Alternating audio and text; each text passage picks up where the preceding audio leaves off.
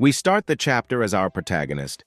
Yutaka Shinsu describes how non-human beings that once were legends had integrated into their school and the whole of society because of one video.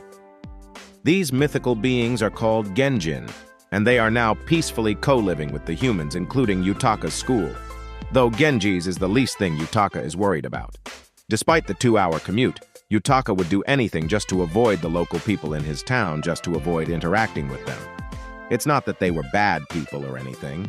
It's just that he was self-destructive and has become unsure of himself to the point he couldn't even have fun with their company because he was too self-conscious. While Yutaka was facing his locker, he came across a Genji called Tsumiki Ogami, who was one of his classmates, and who looked like she was struggling opening her locker. Tsumiki's Genji type is a werewolf who can transform into a wolf during a full moon. Yutaka got a bit curious and asked why she was bending her locker. She explained that her shoes were too big for the locker, and she thought that bending its door might help close it so that it wouldn't accidentally open and hurt somebody. Yutaka suggested that it would be better if she placed her shoes on top of the locker and just tell the teacher her concern as to why she put her shoes there. Ogami was delighted by his idea and was about to hit him when he flinched. Yutaka told him that he was just surprised and she could hit him as hard as she could, which she didn't. Thus, the start of their friendship. Ogami was the opposite of Yutaka. She always seemed so cool despite the eyes around her, always looking at what adorable things she would do. She doesn't care if she shows her torn socks despite being stylish and would always be nice to everyone. Though Ogami does have some weaknesses. This includes full moons and getting lost from digging holes. Yutaka was quite envious of how Ogami wasn't afraid to be herself and wanted her to teach him her ways. Ogami told him that she was just like that because she was a Genji. People tend to excuse her for her behavior because she was expected to be different. Being a human, though, was a lot harder since they would have to adapt. Ogami then told him that she would like to help him find his feelings and be more confident in himself because he is an important person for her. She showed him her dedication by jumping out of their class's window and went home together. The two exchanged phone numbers and went on their way feeling thankful for starting their friendship today. Yutaka was so grateful that he left a note and even bought her a gift which Ogami was really happy to have received from him. While they were in class, Ogami casually invited Yutaka to come at her house this Saturday. Yutaka was quite surprised and was having doubts if he would come to her house this Saturday because of Ogami's fans prying in what kind of relationship they have, affecting his decision to go since he doesn't want any weird rumor circling their relationship. Yutaka decided to turn her down, which made Ogami slightly sad, but told him that it was okay if he didn't come. Ogami's reaction bothered Yutaka and told her that he would recant, which made Ogami happy that he would be coming after all. At the arcade, Ogami was spending her free time with her friends when one of her friends asked about if Yutaka was her boyfriend's, since he was the first one she invited at her house. Ogami told them straight that he was just a friend and that she isn't worried about him taking advantage of her since she is strong enough to defend herself. Saturday came and Yutaka was waiting for Ogami at that train station, a bit distressed about meeting Ogami and was searching about werewolves etiquette. Ogami, on the other hand, was in her casual clothes and looked carefree as usual. The two went their way into the mountains and hiked their way into the werewolves' den's entrance. Yutaka was amazed as he entered the cave. It wasn't something he would expect inside the mountains. Ogami then began to show where she lived and also showed him the socks he gave, and that she was taking good care of it by not wearing it, so she wouldn't ruin the cute socks. While they were having a conversation, Ogami's siblings barged in her room, asking who she was with. Ogami had a stern look on her face and told Yutaka that she was stepping out for a bit, making him slightly concerned as to why she was all serious about it. It was revealed that the siblings like to compete with each other, and as the big sister, Ogami has this attitude where she doesn't like to get defeated by her younger siblings and would go in her way to show her dominance. While they were competing, Ogami's sister asked Yutaka if her sister was doing fine in the outside world. She was concerned about her carrying the burden of setting an example for other wolves that the human world isn't so bad after all. Yutaka felt bad about relying on his problems towards her and apologized for adding to it. Though Ogami told him that he wasn't a burden at all and it was her choice to help. She wanted to help, and besides, she wouldn't invite her to her territory if she felt burdened around him. Yutaka felt grateful and greeted her the same way she greeted him the first day they started their friendship.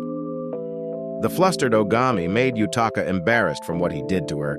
He was so embarrassed that his regret lingered until Monday. Yutaka had visited the cafeteria for the first time. He was amazed at how accommodating the school towards the Genjins, giving them a wide selection according to their diets and what they eat. While observing other people eating, Ogami happily called towards Yutaka asking where he eats so they can eat together. She also told him about her favorite meal in the cafeteria, which was the cutlet sandwich that is only served every Friday.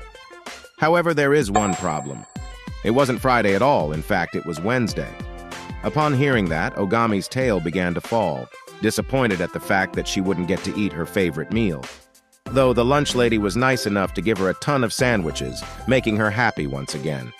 The two decided to eat at the back of the school where they saw the vampire that was hitting on Ogami the other day. The vampire was with a girl, asking her to give him permission to eat her blood. Though the girl wasn't all too happy about him just using her to eat her blood, which resulted in her slapping him across the face.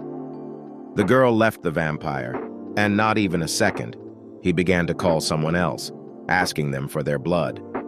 Ogami went towards the vampire, not bothered by him at all. The vampire then greeted them and recounted the first time they met, telling her that he felt hurt from her being rude to him. She told him that she was just hungry that day, which he understood, and told Ogami that she could make it up to him by making him drink her blood.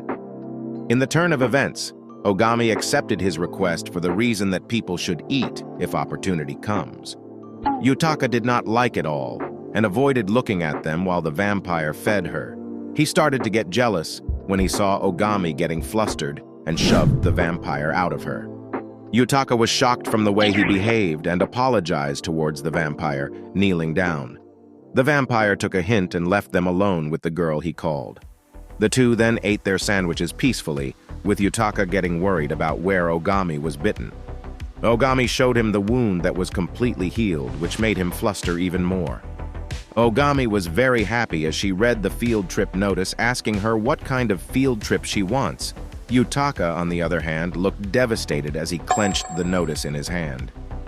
He felt that something was amiss, as they had planned this too late, concerned about the school rushing this event. Ogami did not mind Yutaka rambling at all and told him that if they ever end up in the same group, then they should eat out together, which Yutaka agreed. On the day of the field trip, Ogami and Yutaka ended up pairing up unexpectedly.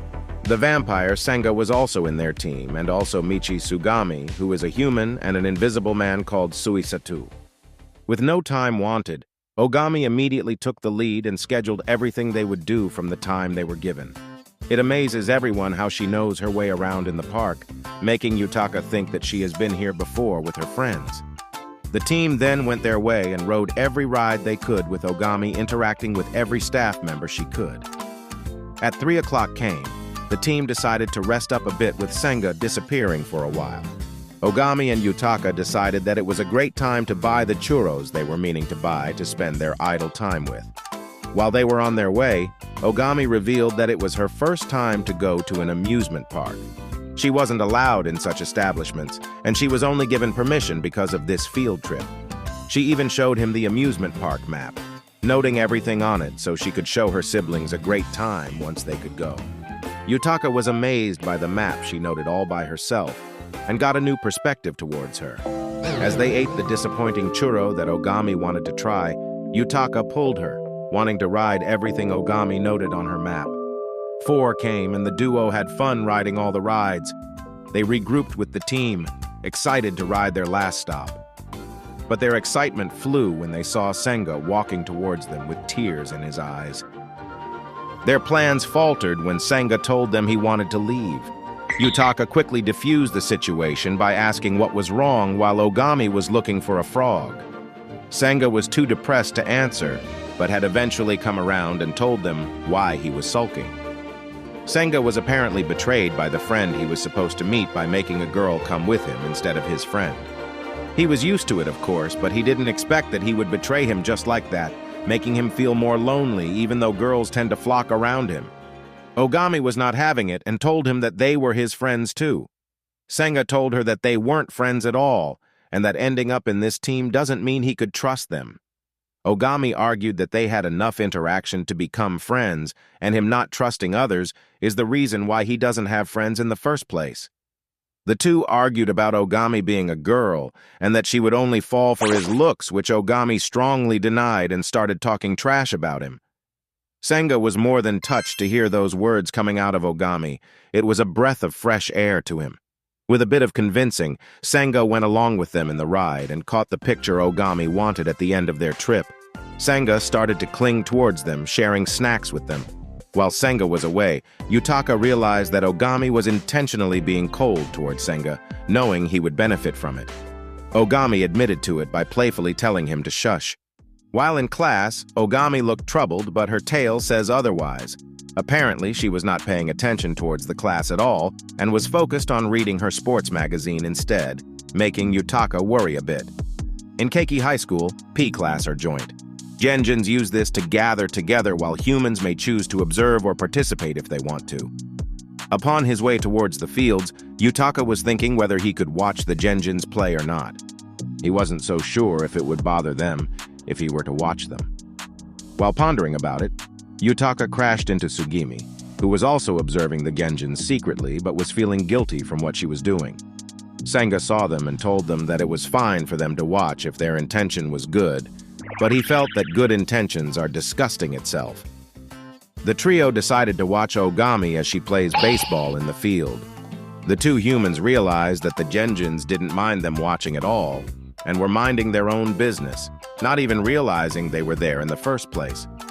While they were on a break, Ogami went towards them and began to express her concern in beating the other team. At first, Yutaka and Tsugimi weren't so sure how to help, and Tsugimi was a bit guilty that she was taking notes, but eventually, they opened up and were able to help Ogami in creating a strategy to beat them.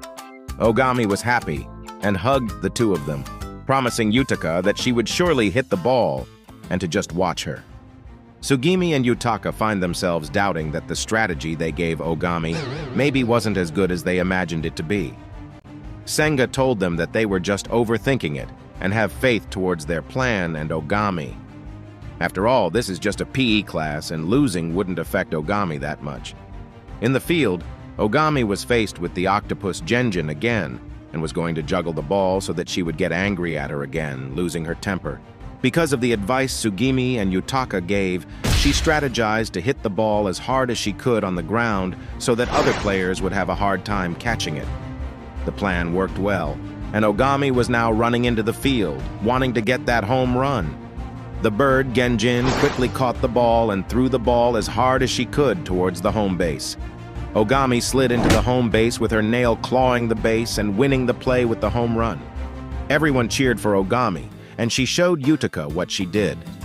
While they were walking in the hallway, the trio couldn't help but give Ogami compliments. Yutaka couldn't help but grab Ogami by the hand and was concerned about her nails scratching her face. Ogami felt embarrassed about her nails and went to look for nail clippers. The two boys were confused as to why her nails bothered her so much, and not her being covered in sand. It was the first time for the first years to bake, and some Genjins are having inconveniences in doing their task. This includes Ogami. While making cookies, Ogami had found herself not being able to control her strength as she cracked eggs and mixed ingredients using a whisk. With every task she was given, Ogami had failed completely until the cookies were baked without her even helping. She felt disappointed that she could not take the cookies home for her siblings and lied to them that their cooking class wasn't today, which her siblings knew she was lying. Ogami began to practice being a bit more gentle during class, making her not pay attention in class. It was a good thing that Yutaka was there to help her, telling the teacher the answer and lying about him thinking he was calling for him. Ogami went to the kitchen and began to bake the cookies. It was slightly burned, but it turned out all right. She was happy that she gets to bring cookies for her siblings and notices Yutaka in the classroom, doing a buttload of tasks that the teacher assigned him. Yutaka noticed that Ogami had made her cookies and was glad to show him the beautiful cookies she had made. While they were talking, Yutaka casually grabbed a Band-Aid in his bag and wanted Ogami to receive it since she had burned herself. Even though Ogami would eventually heal, Yutaka told her that her efforts wouldn't disappear. Ogami let Yutaka band-aid her hand and gave him a cookie, thanking him and saying that she had made an extra so he can have it. Ogami went home flushed, lying about something happening today. Ogami had just passed the gate when she noticed a crow flying around the building. The Medusa girl was having trouble getting back her glasses because the crow had taken it from her. Ogami saw this and decided to help her, but the crow just flew away, making it even harder to retrieve it. The Medusa girl decided to tell this about the teacher, which the teacher had helped her by telling the whole class that they would use their first period looking for her special glasses. Mirei Hebisono took the initiative to lead her search party for her glasses and organize the plan they are going to do to effectively look for it. Ogami was more than pumped to find the crow, wanting her to find it since that crow stole her sandwich too. Yutaka was about to grab a shovel too when Mirei's snakes hissed at him. Mirei apologized and explained that she was started by him, which is why her snakes hissed. Yutaka apologized also, and began to look for Mirei's glasses with Ogami. Second period was about to start, and they were nowhere near in finding her glasses. Mirei was feeling hopeless, and was scared that she couldn't see the people who had helped her searching the glass until Ogami saw the crow fly by. Ogami chased the crow and successfully retrieved her glasses by jumping as hard as she could. Yutaka caught Ogami by letting her bounce off him, keeping her safe from the fall. Ogami then gave Mirei her glasses, finally seeing the people who had helped her find it. On their way to class, Ogami called Yutaka to fluff his hair, taking the leaves off of his hair, thanking him for catching her. Mirei was happy as rain poured down and rejected her mother's offer to drive her towards the school. But even though she liked the rain, her snakes didn't like getting wet that much. She was already in school when she received a text telling her that school was canceled, but she wasn't the only one who didn't see the text. Ogami was also at school, soaked in rain despite wearing a raincoat. Mirei quickly dried her off and was telling her off that she should be so carefree about this stuff, and she should change her clothes quickly. Ogami was about to change her clothes right there, when Yutaka was also in his way inside the school when he was told to stop right there. Mirei and Ogami were inside the girls' locker room when Mirei nagged Ogami about being too carefree. She told her that she would be more careful in making her decisions. Suddenly, thunder struck, and Ogami was nowhere to be found. Mirei tried to find her but had only bumped into Yutaka, asking her to help him find her and blaming herself for her running away since she was nagging her earlier. Yutaka assured her that Ogami running away wasn't because she was nagging her, but was with a different reason. They then looked for her and found a puddle trail leading to the sewing room. There they found Ogami sewing little scarves for Mirei's snakes, since she noticed how scared the snakes are as rain pours. The two reconciled and went home as the rain started to lighten a bit. Mirei used Ogami's gift, making her stand in the rain casually without scaring her snake, and Ogami was delighted to use an umbrella, making Yutaka think how great they get along.